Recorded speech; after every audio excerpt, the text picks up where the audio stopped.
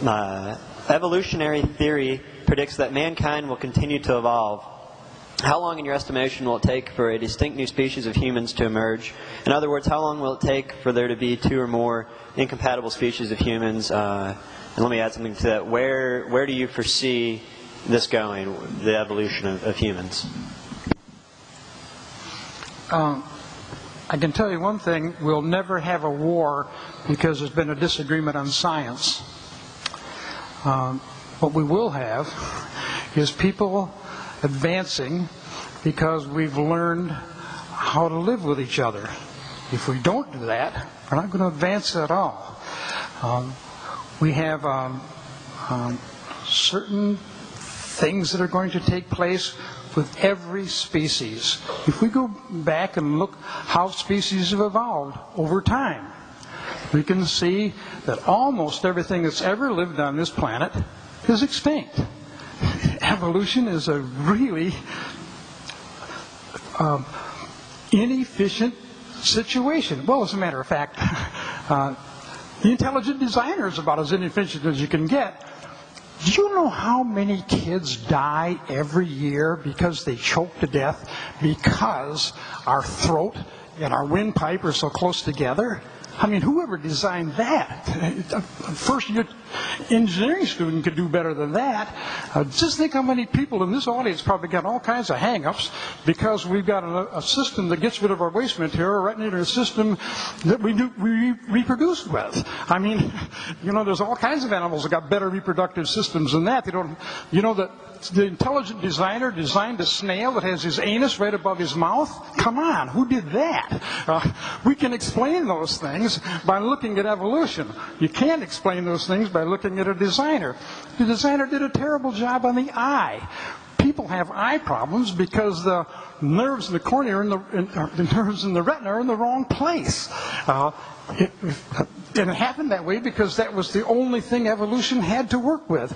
There's all kinds of problems with design in the world. There's all kinds of problems with evolution. And what happens is we try to correct them. Now, what's going to happen to us in the future?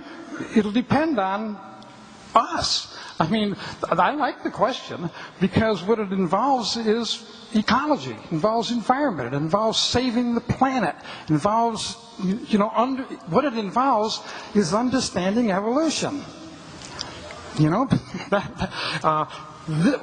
One of these textbooks, I think it's this one, it says in here, do not worry about the future because God is going to kill all of us. Soon, they say almost word for word. What I've said in here is, do not give your life for evolution do not give your life for environment because the environment will be destroyed by the Lord, Well, if you believe that, then I guess you don't need to worry about the ecology. I guess you don't need to worry about the environment. But I don't believe that. And I think that we should worry about the environment. I think we should worry about the future of our kids. I think we should worry about what's going on. And I think we should understand evolution so that we can stay healthy when we're doing it. We need to understand our immune systems. We need to understand that bacteria change in a moment's notice. We need to understand that highly formed animals can't change quickly. And we're a highly formed animal. We evolve really slowly. Bacteria evolve very rapidly. Insects can evolve certain things in just a matter of a few months. We evolve slowly. We need to understand what's going on with our DNA. We need to understand what's going on with the DNA of every plant and animal that lives on this planet. That's how we survive. And if we don't do that, we may not survive. It's that simple, actually. We need to use our brains. We cannot be in the situation where we say, here's a book that's got all the answers in it. We don't need to know anything new. When my father talked to me when I was a boy, and he said, when you read a book, be sure to look in the back of it and see if there's a good bibliography. If there's not a good bibliography in there, it may be that the things in that book aren't true. And then he handed me a Bible. And I looked for the bibliography and there wasn't one. That's all I got to say.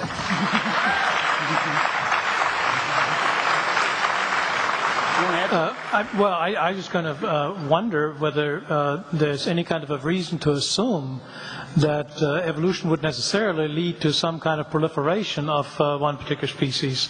That's sort of an assumption in the question that I don't really quite comprehend why it makes that. I think if we look back, we know that we're coming from proliferation. That is, I understand that some comments have been that the Neanderthal does not share our genes. Are you up on that? That is, we had a proliferated species. Neanderthal was also human-related, and there's every indication that chimpanzees are of the same branch in some way or other because they have an intelligence of a 5-year-old and are capable of manipulating language and communicating with us. So we're sharing this world already with quite a few different species that are awfully close to us. Let me also mention the dolphin. There are stories that go back all the way to Roman times of cooperation between human and dolphin. So if we're talking about intelligent siblings, I suppose, on this planet, there may be plenty already. We don't have to wait for that to develop. Beyond that, I don't know what the future will bring. And I think that is what characterizes scientific mentality, is that you are willing to live with uncertainty, yet don't know it all. That's why you're motivated to learn more. And I quite agree with that, with all the answers in one book. That's very authoritarian, undemocratic kind of thinking. One of the most frequent, since our colleague here mentioned Adolf Hitler, one of the most frequent words in Adolf Hitler's mouth was God and divine providence. Therein lies danger. It's an authoritarian kind of thinking that is not healthy.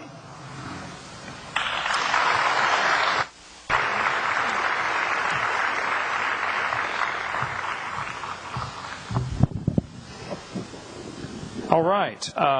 That's interesting. I don't want to step in much of that either myself. How long will it take for us to evolve into a new species? Nothing ever evolves into any new species. Well, I had to use the word species. So nothing ever evolves into a new kind. Nobody's ever observed anything change to a different kind. Bacteria are still bacteria. If they become resistant to a drug, it's because they lost the locking mechanism on the ribosome, so the antibiotic can't lock on. It's no different than somebody handcuffing everybody, hauling them off to jail to kill them, but you don't have any arms, so they can't handcuff you, so you survive. Wow, beneficial mutation. Well, it might be for the moment, but it's not any new information. Bacteria don't evolve into something else. They lose information. They're resistant to a particular drug for a short time, but then you put them back in the population of regular bacteria, and they're inferior. The bacteria are still bacteria, for heaven's sake. That's not an example of evolution. Okay. We're going to evolve how to get along. People choke because of poor design. How many of you happen to like the design of your esophagus and your trachea? I use mine. I've been using it for years. Okay, it works fine. Okay.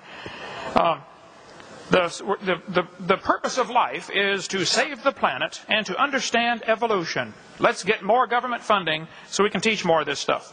So more kids can not only step in it, but wallow in it here. He said the eye is a poor design. Well, now let's see about that.